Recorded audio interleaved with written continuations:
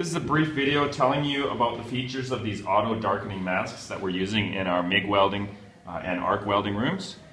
These are used for MIG and arc. They're not used for gas welding. For gas welding we have a green shade that does not auto darken. It just stays the way that it is, one shade. But these guys here, by auto darkening, what we mean is you have the ability to see through this mask quite clearly until bright light is present. As soon as there's bright light present, these masks will automatically darken to the setting that you've set it to.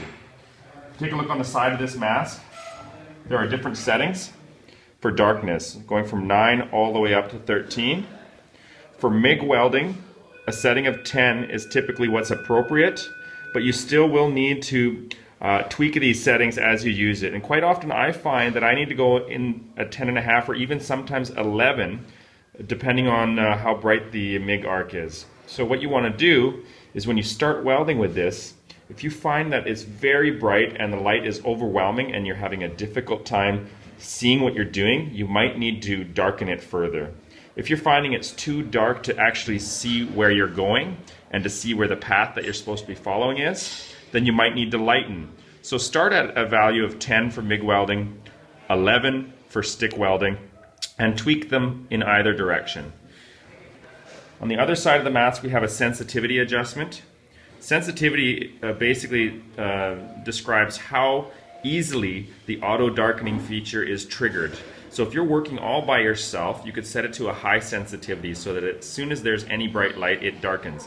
But if you're working in a room where there's lots of other people welding beside you, you may want to turn down the sensitivity so that other people's welding doesn't trigger your mask. It'll just be your welding that'll trigger the mask. Okay? In a high school setting, in MIG rooms where there's no one else welding, high sensitivity is appropriate. On the inside of the mask we have some settings. I'm not sure if it's possible to see, but we've got a grinding mode and a welding mode. And since we're welding, we've got the switch set to welding. If you can't see, it's fine. Just know that there are some switches that need to be read. And there's also something that says delay time. It says short, middle, and long delay. Again, if you can't see that, not a big deal. That's the delay time for how long the mask stays dark after you stop welding. And it's nice to have a little bit longer delay time because the weld pool is still quite bright when you're finished welding, and so the mask will stay dark for a couple milliseconds longer if you just leave it on long. When you let go of the trigger, the mask will stay dark for a little while, and then it'll lighten once the weld has cooled. So those are the 3 places that you need to check the settings. Also, before you use this mask, you have to make sure that it's working before you start welding. And the way to do that is to put the mask on and to grab a sparker.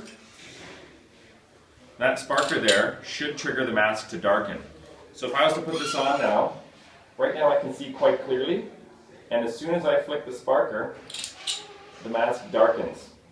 So that tells me that this mask is working, and it's better to test the mask with a sparker than to start welding and find out that you have a mask that's not working, which could result in burning your eyes for a short period of time before you realize that you're not protected.